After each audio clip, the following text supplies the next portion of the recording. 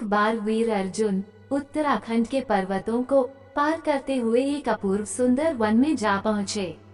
वहाँ के शांत वातावरण में वे भगवान शंकर की तपस्या करने लगे।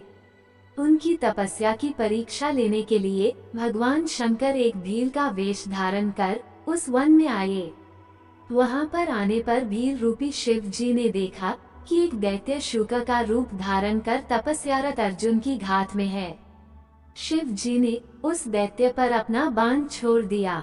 जिस समय शंकर भगवान ने दैत्य को देखकर बाण छोड़ा, उसी समय अर्जुन की तपस्या टूटी और दैत्य पर उनकी दृष्टि पड़ी। उन्होंने भी अपना गांडीव धनुष उठाकर उस पर बाण छोड़ दिया। शूक को दोनों बाण एक साथ लगे और उसके प्राण निकल गए।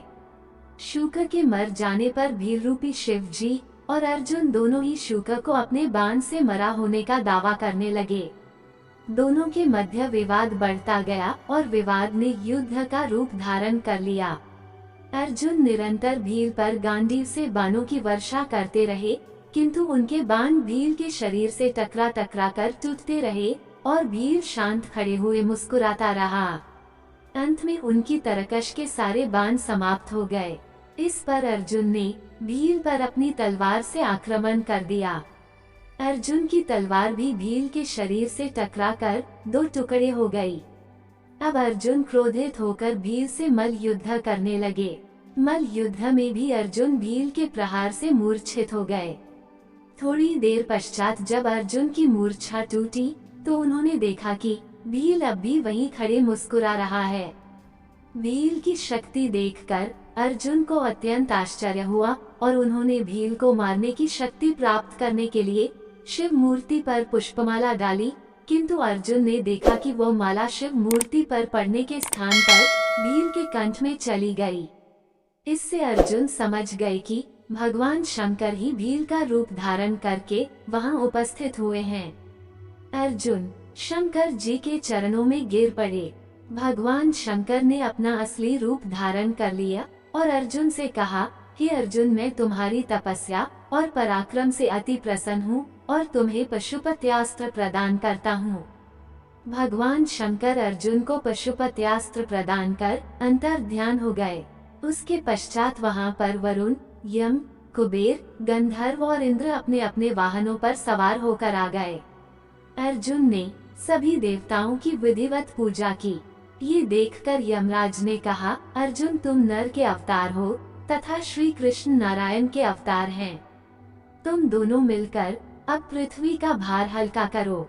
इस प्रकार सभी देवताओं ने अर्जुन को आशीर्वाद और विभिन्न प्रकार के दिव्य एवं अलौकिक अस्त्र शस्त्र प्रदान कर अपने अपने लोकों को चले गए। अर्जुन को उर्वशी का शाप। अर्जुन के पास से अपने लोक को वापस जाते समय देवराज इंद्र ने कहा, हे अर्जुन, अभी तुम्हें देवताओं के अनेक कार्य संपन्न करने हैं, अतः तुमको लेने के लिए मेरा सारथी आएगा। इसलिए अर्जुन उसी वन में रहकर प्रतीक्षा करने लगे।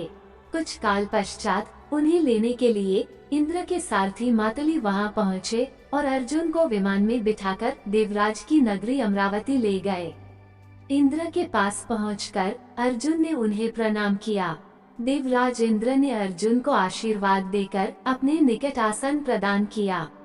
अमरावती में रहकर अर्जुन ने देवताओं से प्राप्त हुए दिव्य और अलौकिक अस्त्र शस्त्रों की प्रयोग विधि सीखा और उन अस्त्र शस्त्रों को चलाने का अभ्यास करके उन पर महारत प्राप्त कर लिया।